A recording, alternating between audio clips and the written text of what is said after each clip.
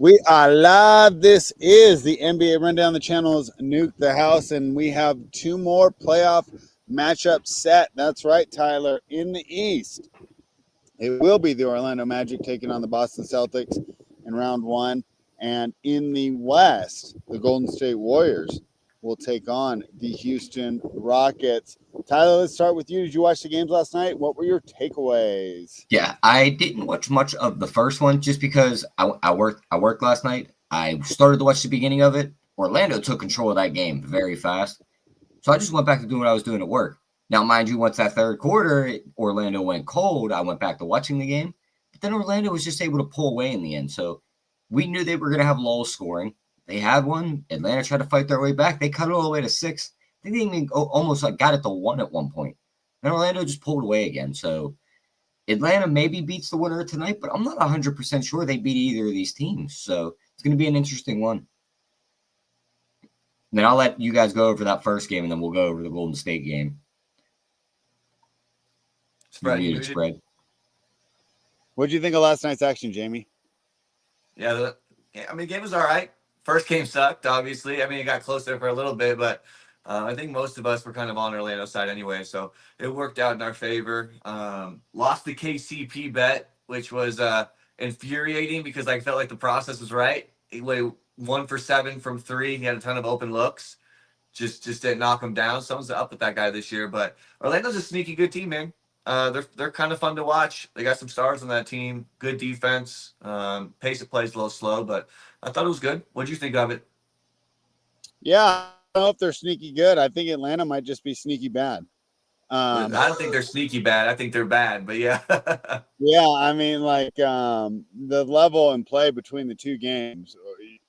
Yeah. You know, right? I mean, it was just like flipping from college to pros. Let's see, what were my overall thoughts? Yeah, Clyde lost his over. The under was the right play, so we got that one right. Grizzlies covered. Those were both close. I mean, how bad are the Hawks that Paulo had 17 points and Franz Wagner had 13, so they combined for 30 points, and Orlando still blew them out? Yeah. Well, I mean, Trey's kind of just like a highlight maker, but I don't know. As someone who's on the under, I wasn't minding when he was jacking up shots, right? Yeah. Yeah. I mean, obviously he can hit them, and some of them are great, but he's not a high percentage shooter, and a lot of his shot selection is bad. And it just shows you how bad the end of the regular season is, because I told you guys I watched that game against the G League Brooklyn Nets, and Ricochet, or whatever his name is, looked awesome. In that game, you know, I mean, you just see him against regular NBA level competition. I mean, he's a good solid player, and obviously he'll get better first year in the league. But a major step up in class, and they definitely could not handle it. Now, you guys think Trae Young could be a point guard of a winning playoff championship caliber team? Of course, he just has to be the number 2 option, and he has to be with a guy that's going to tell him, "I'm the guy. You shoot when I'm tired, or you shoot when I set you up." Having him be the number 1 option on offense, to me, doesn't work. Well, I thought potentially this offseason, I was kind of hoping, maybe the Lakers make a move on him. Obviously in hindsight, you get Luka and Reeves has played so well, you're like, probably not. But beforehand, I was thinking him, LeBron, and AD together would have been a good fit. I felt like, he could have focused just on being a scorer, really. And AD and LeBron were still the 2 best players. But I think he could be. I don't think he could be the number 1 guy, I don't think, on a championship caliber team, which I know is weird to say considering they, I mean, none of these guys can. John Morant can't either. Steph Curry got us messed up. He's the only time a scoring small guard has been the best option on a championship team. So I don't think it's necessarily taking anything away from Trae. I think it's just. How do you guys think Trae fits in Minnesota next to Ant? Great. I think that would be the perfect spot for him. I think that's a good fit. He's the number 1. Ant's an alpha. He's not gonna. And they have the defense to cover for Trae Young.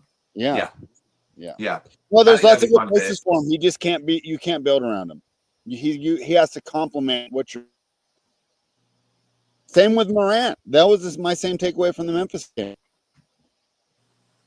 I mean, that Memphis game, +7 was definitely the right side. Yeah. Golden State kind of worried me in that second half. Usually where they go and put teams away, they kind of just fell asleep at the wheel. Memphis came roaring back. Jaw turns his ankle. They still almost weather that storm and take over that game. And a couple late Steph threes are what seals that game. Now they got out. Jimmy looked great. Playoff Jimmy's back, so that's a good thing for them. But they worried me late in that game. So I think they get out of the Rocket series, but they're going to have some tough games in there. Yeah, you're right. That was scary, man. They seem to do that a little bit. I mean, who'd they just play with the Clippers? I felt like even that last game of the season, they had, I mean, again, it was like 10 to 12 point lead. It's not crazy. It's nothing special in the NBA. But I feel like a lot of times throughout this course of the season, they've had a good lead, and then they've kind of not melted, but games got much closer. Even the game against LA, they ended up being like a 3-point game, right? Within like 2 minutes of the game, and it's again they kind of dominated throughout. So they kind of leave teams hanging around that could come in and I don't know, steal one from them. But yeah, I mean, you and I were both kind of spot on, with the Steph over 10.5 rebounds and assists, and you were all over Jimmy. I mean, it was just, to me, it felt like a classic Jimmy game, man. Like, he is special, right? In these moments, he is special. So he's going to be a fun guy to watch with this team and see what they can do. As far as the Rocket series goes, now that we kind of got that officially lined up, what was the spread? Came out minus 210 for the series price for Golden State, the largest ever from a 7 seed over a 2 seed, which kind of just goes to show like how wild the West is this year. I don't know if I would take Houston, but I kind of like the plus 1.5 for Houston. I mean, I think it can go to a 7. That price. Do what? That price is way too high. It should be like minus 140, minus 150. That's what I'm thinking. I agree. If it feels wide, but I like the plus 1.5 just because, obviously if Houston wins, you get it. But even if it goes to a game 7, I could see it going to a game 7. And then, of course, Houston does have home court advantage, but you're still going to go up against some vets with a lot of experience in a game 7 who has, more superstar talent. So I like the plus 1.5. I think it was like minus 108 too. So. Yeah. I don't know what to make of that series. And we'll talk about it a little more on Friday. I'm trying to think of what my first instinct to be is there. I guess take Golden State, but it's priced so high. It's priced so high. I would not. I think you wait and hope the Rockets take game 1. Yeah, 100%. I think that's too high to take. If it was minus 140, 150, I get it. But I mean, laying almost 2-1 on this Warriors team that, I don't know. It feels a little disrespectful to the Rockets. I do think the Rockets aren't necessarily fraudulent, but I definitely think they lack experience in these moments. Yeah, I mean, and that's the big drawback, and that's why everyone's rushing to bet Golden State, right? This is the playoffs. It's a veterans game. The older teams have such an advantage with the guaranteed days off. No back-to-backs for these older guys. So I could see depth. We talked about it yesterday, Jamie, right? Depth doesn't matter as much. Yeah. So yeah, I don't really know what to make of that series.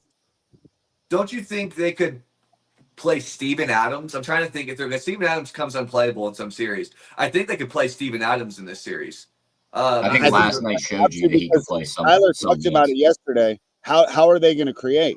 So because they're not going to get high efficient shots, right? High percentage shots. How do you mitigate that? You offensive rebound, and then you get a shot because it's a back or a potential and one. And Houston's been number 1 in offensive rebounding all year. And we talked about the same reason you as a Lakers fan didn't want to play the Warriors is because they play small. Well, if I'm Houston, I want to take advantage of that. Yeah, yeah. I mean, it's interesting though too, because I don't know if you felt this way by watching the game last night, but I felt like late in the game, when the game was really close, Golden State got so many offensive rebounds and second chance points, right? Where like they would then dish it out and Steph would just hit a dagger 3. And like, so the game was still so close, but for some reason, Memphis was not able to rebound the ball. Jaren Jackson didn't have that great of a game. I mean, Evie, he played, he got a lot of rebounds, but he is literally the most uncoordinated person I've ever seen in the NBA, man. He can't hold the ball up for more than 2 seconds and he's going to lose it. Like, You're not old enough then, Jamie. I can think of a lot of guys who are Yeah. All right. Well, yeah, not sure what to make of that one. However, on the other side, I think I'd like to bet Orlando. I don't. No, stop you right there. Don't do anything with Orlando. They're getting swept. No, they're not. If they're no. Bro, did you just watch them play the Hawks Mhm. and they couldn't score for up to 10 minutes? And Anthony Black and Cole Anthony are the reason why they won that game. Now they're going to go up against the best team in the league who can hit threes left and right with any player on the floor, who never have scoring walls. Boston's going to sweep them. Jason Graham bringing one up for us. Jorge Murasan. I think that Okay, that's a good reference. that's a good callback there. Thank you, Jason. Yeah. Tyler, I don't want to bet them overall. I don't think they're going to get swept though. Boston has a tendency to play their food, and the reason I like Orlando to get one upset is they can at least get stops.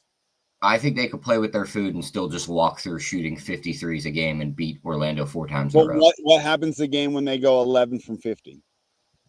I still think they'll be able to score enough points to beat this Orlando team. Because you talk about getting stops, we're talking like Boston doesn't have a good defense. All right, Tyler, gentleman's bet. I got plus 3.5 games. It's fine by me. I'll take Boston. What do you think, Jamie? Is it going to be a sweep? I lean as a sweep. I like I said, I do kind of like Orlando as a team. If we were playing Cleveland, I think we'll have a different conversation here. But like Tyler said, Yeah, Boston's because the I best think team. Cleveland will keep their foot on the gas. I don't think Boston will. I don't know. I don't know. It's tough to Haven't they tell. I done mean, this in the Boston. playoffs for the last 2-3 years? 3-0 against Miami, and then it ended up going to a game 7. I mean, this Boston team is not That's not the same team that's here hard now. work. How is it not? It's a This hard team working won it. Experience from losing multiple exits before the finals, losing in the finals, winning the finals. A lot of experience gained in those years since that happened. Winning the finals doesn't count. That was like 2013. Like what? Udonis Haslam on the bench helped them out. I don't know. Spread the year before the Heat came back from 3-0 was the year they lost the finals. Yeah, they made the finals. Yeah, okay. I grant you that. You got that one there. So Yeah, I mean, I guess it depends on what we think about Jaylen Brown's injury. I mean, if we think Jaylen Brown's injured more than was kind of like, I know he's getting like injections in the knee. I mean, that could play a role, but I mean, yeah, 4 or 5 games. I mean, maybe they could squeak out one, but the issue is too, if Orlando was like a team, like a high variance team from 3, then I could see, okay, maybe a game Boston doesn't make their threes and Orlando does make their threes. But they're like the worst 3-point shooting team in the league, Orlando. So it's like you would just have to really expect them, I think, to get hot in the game. Like I said, they're just not. I don't know. Maybe. Who knows? I mean, yeah, I'll be. I mean, the I'll be 3-0. watching that from the side, right? It's 3-0. They're in Orlando. Boston doesn't care. Orlando knows it's their last game of the season. They go all out. And then they're gonna be thinking about Cancun. Are they? I mean, Well, you're down 3-0. You're not coming back as the defending champs down 3-0. I feel like Yeah, but you don't want to be embarrassed, right? I mean, you don't get to be in the NBA just being like, I don't care. What happens when they can't score? That is the simple question. We seen it last night. I think they were in a game 7 last year in the playoffs. They were up 20. They lost to Cleveland because they can't score. Fair enough. I'm just saying this is just one game. I'm not picking them for the series. I'm not picking them to be awesome next year. I just so spreads got this to me is Orlando more of coming a out fate of East. Boston putting together 4 good games because we've seen times that they can definitely have lulls. Yeah, I mean, maybe so. We'll see. I've never seen more like regular season looking performances from a team in the playoffs than from this version of the Boston Celtics, where they come out and it looks like a regular season game. It looks like Tuesday night in February, and they're just running up and down the court, jacking up threes, and they fall behind, and the body language is like, whatever. And then the threes start to fall, and then they win the game. All right. Well, we'll see. Plus 3.5 is what I got against Tyler. So we took care of the 2 series that were created. Let's jump ahead to tonight. The first game. Here, is one more fun question. Outside of Paulo, does Franz even start on the Celtics? No, I don't think he could start in the Celtics. Because there ain't another starter on Orlando that even makes a Celtics rotation. Yeah. I mean, Yeah, I don't know. I don't know. A I feel matchup like depending, I KCP guess. would probably play well with Boston. He sucks with Orlando, man. No, He's gonna I agree. Could probably play well, but he's not stealing minutes from Derek White, Derek Drew White, Holiday, Peyton Pritchard. Pritchard. You're right. You're definitely I right. think Yeah, I Franz agree. is much better than Peyton Pritchard, but that's I agree. Franz is better, but the question with Franz is, does he even crack the starting lineup for Boston? And I say no. He's coming off the bench for Boston. The Yeah. only guy Probably on Orlando regular that gets season, into that yeah. starting If lineup you go is against a Paulo. bigger team, you might start Holiday and bring White off the bench. I don't know. Yeah, but you Tell me made to a good send your point. best 5 out there. He's coming off the bench on Boston's roster. Yeah. Interesting. I think I like him a little more than you guys do. You like him better than Jaylen Brown? No. He No. ain't getting Jaylen Brown's spot, and he's not getting a guard spot, so don't even say he's getting Tatum's spot. No. Okay, well, your point stands, Tyler. A well-made point. All right, let's talk about tonight's games. This is the one. The first one is my favorite playing game. So let's see. I went 2-0 yesterday. Let's see if I can hit my favorite single one. But Tyler, I'm surprised, dude. A lot of smart people, including our guy Razor Sharp Chicks. I can't even talk. Razor Sharp Chicks. That'd be fun. Razor Sharp Picks in the chat. He's on Miami tonight. But I'm the opposite, man. I'm Yeah, riding. Razor Sharp Sticks could be fun, but it could also be deadly spread. So gotta watch with that one. Could get a little dicey. But I kind of like Chicago here. It just feels like Chicago's been playing much better. Ever since they got off Levine, they've just been a much better team. Mind you, I do have a prop. Funny how everyone gets better once he leaves. I can't wait till we get rid of him. Yeah, the Bulls said, how do we fix this and get off of this like purgatory thing we're in? Yeah. They said we're going to trade DeRozan and Levine to the Kings and let them deal with it. So we're smart. I like the Bulls. I think the Bulls have done since like '94. I mean, the Heat are going to have the coaching advantage, but okay, I wrote about this. I don't think coaching advantage matters so much in a one-game series. No, I don't think so either. We can make adjustments game to game. Yeah, I don't think so either. Also, the big factor here is just the obvious. When these two teams have played in these playing games before, and these games got close and ugly, who was the guy that grabbed the ball and told everyone to get out of the way? I'm going to go win this game for Miami. It was the guy we watched do it for Golden State last night. Exactly. He's not there to do it. I think Kobe White, out of the guards, probably best player on the floor.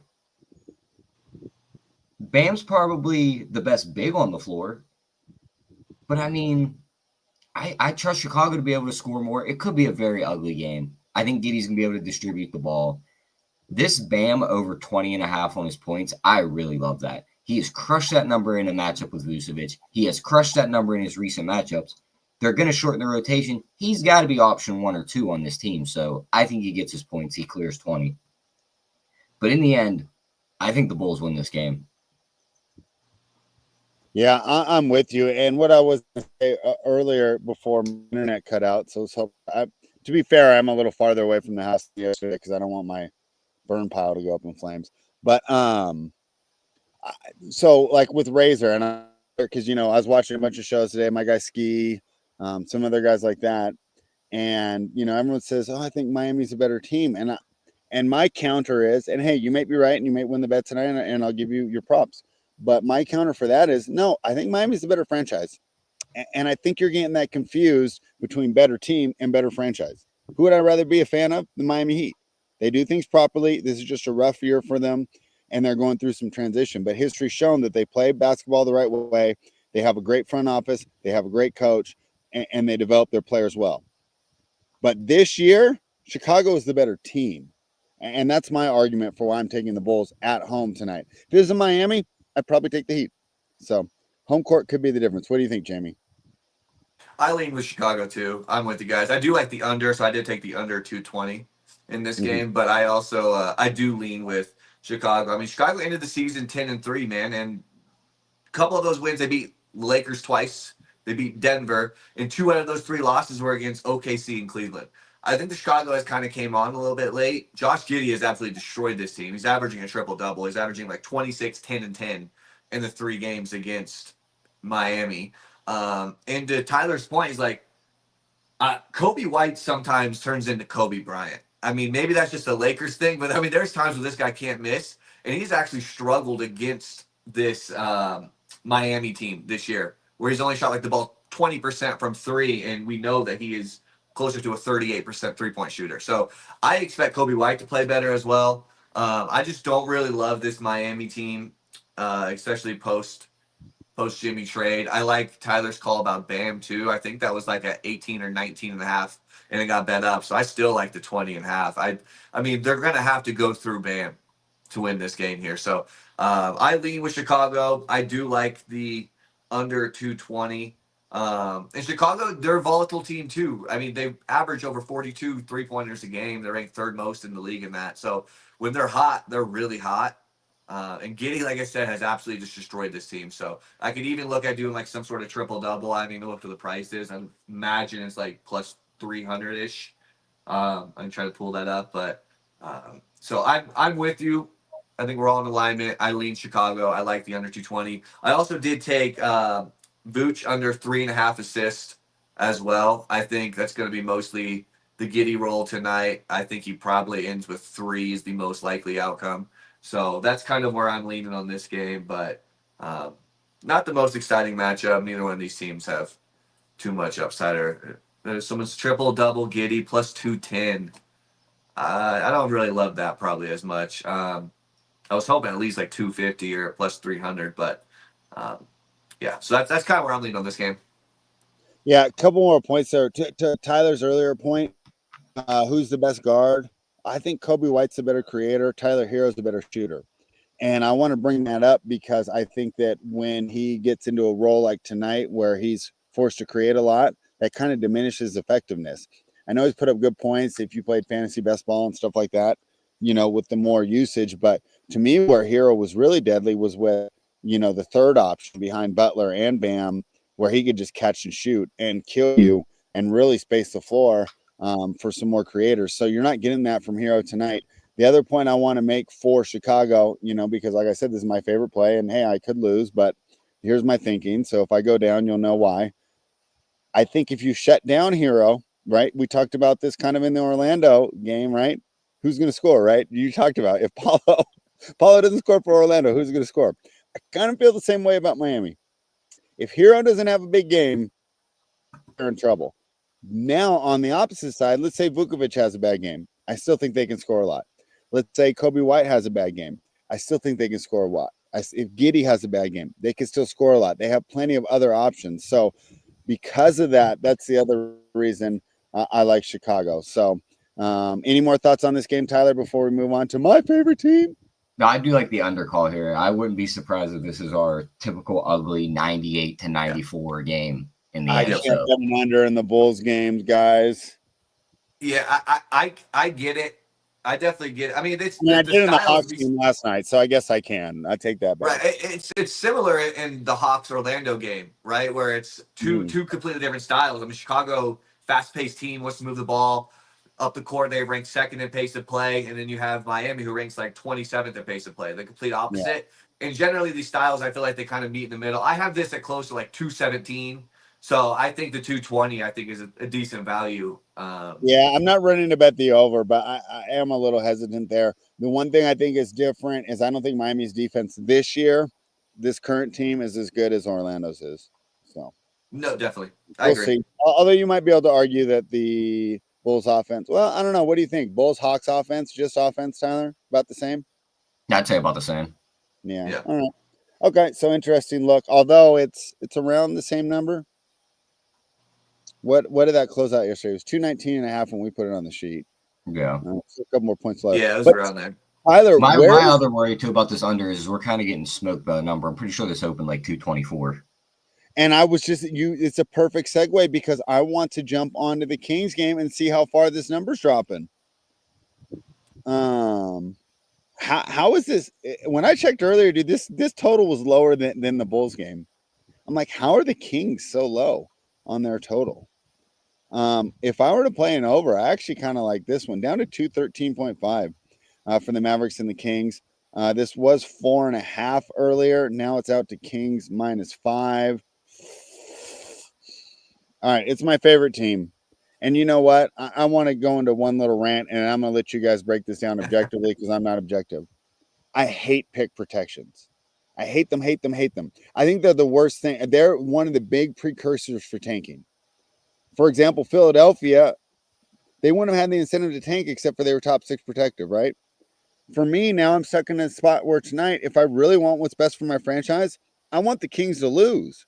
Because if they win tonight, there's a 90% chance our pick goes to Atlanta for dumbass Kevin Huerter, who's not even on the team anymore. So I don't like that at all. So I don't even know who to root for, Tyler. I hate rooting against my team, but I almost think it'd be better if we just lost. Break down the game and talk to me about your thoughts on pick protections. And as a Kings fan, should I be rooting for a win or a loss tonight, Tyler? Games like this, whoever wins tonight's getting smoked on Friday. Games like this, I mean, don't get me wrong.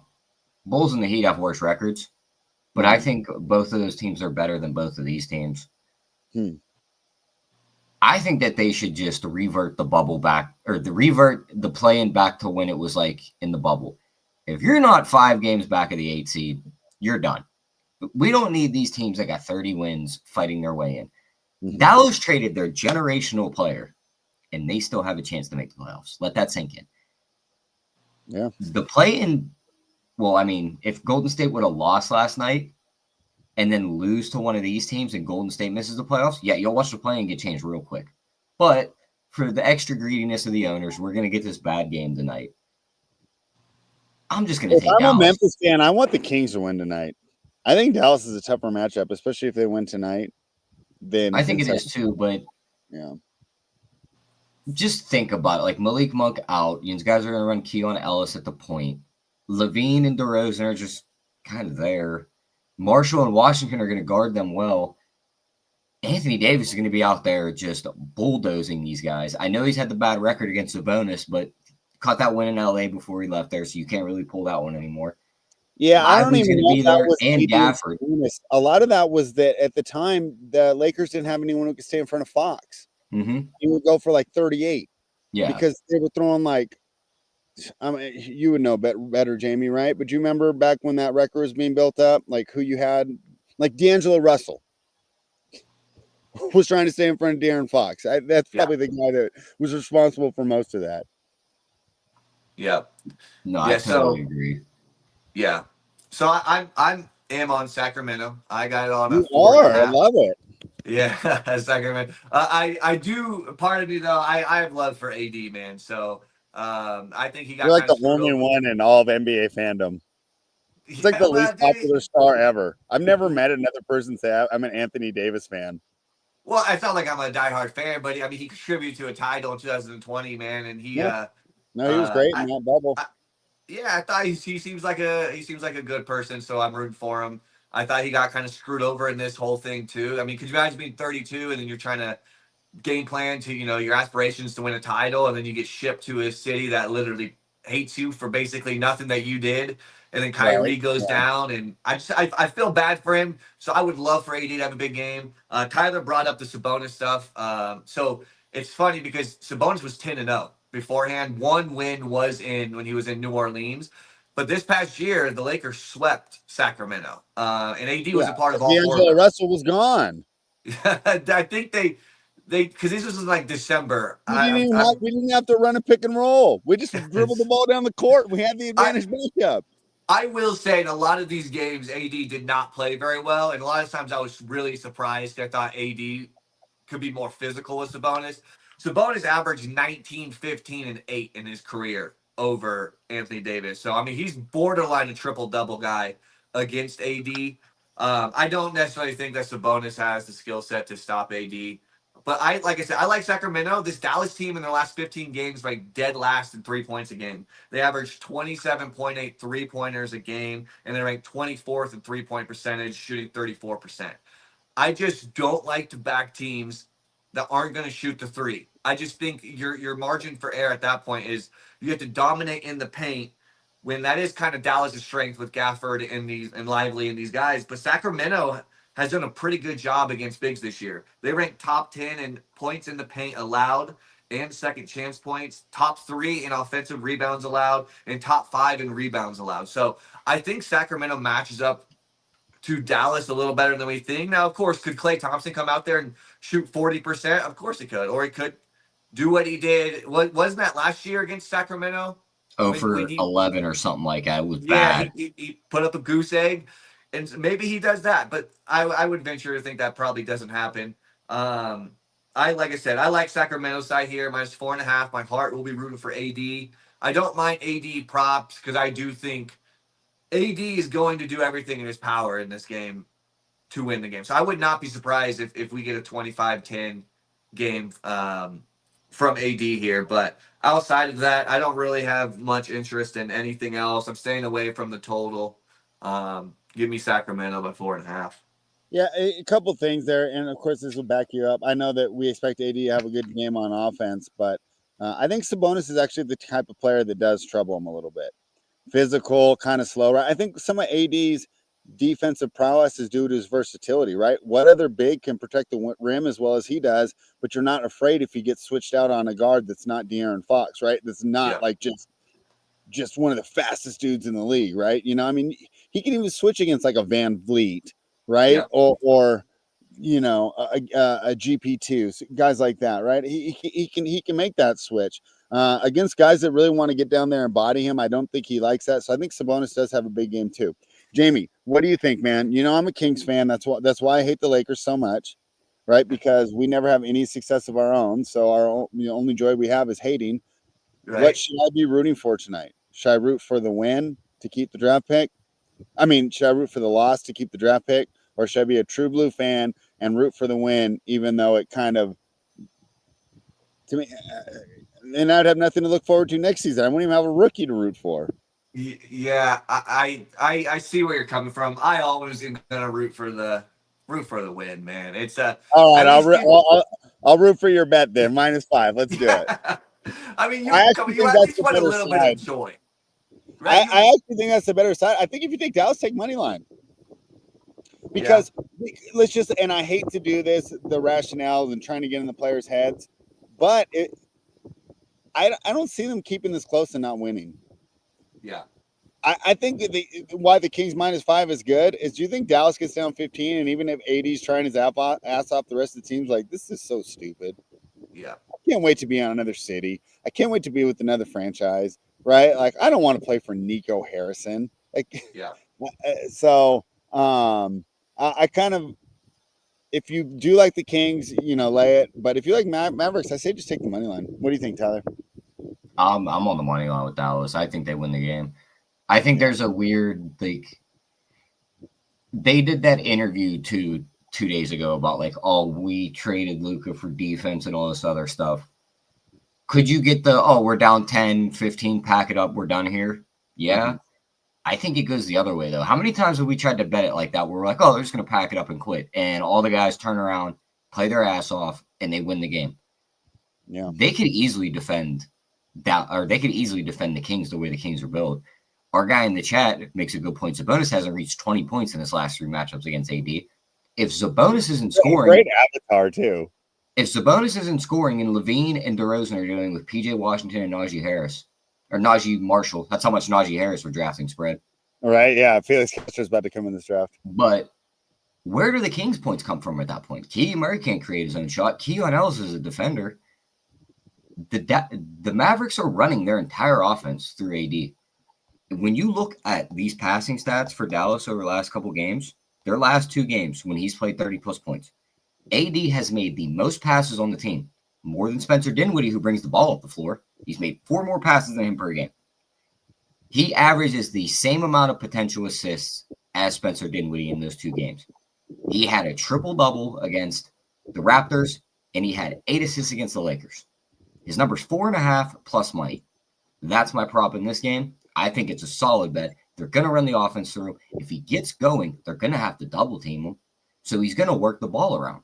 He's going to work right out of that high post. I love his assist. I might even ladder it up to 8 and get nice prices on that. But I'm on AD assist, and I think the Mavs got this one out. Guys, this NBA rundown is brought to you by Nuke the House. Head on over to nukethehouse.com. If you got the money and you like winning money, go ahead and become a member.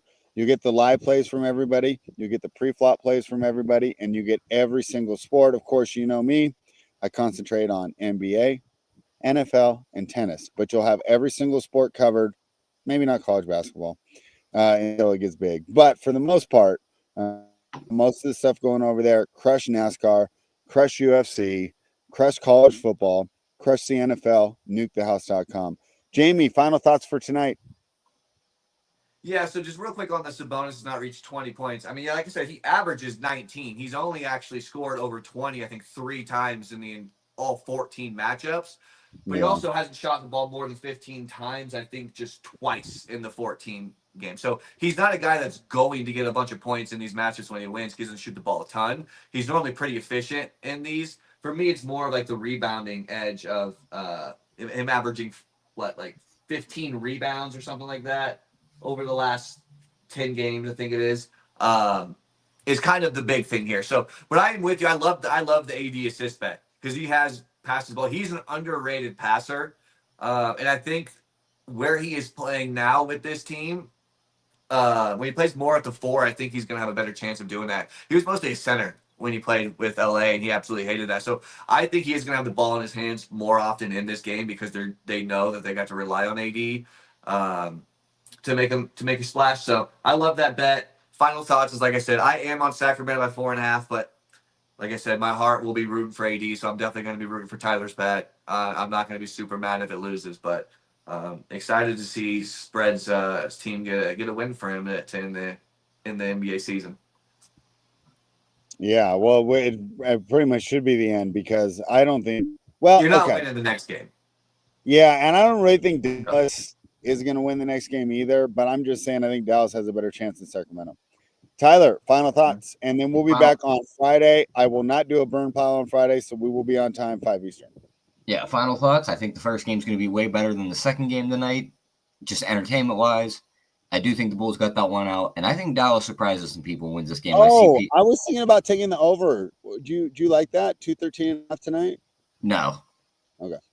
Just because, I mean, we just talked about it.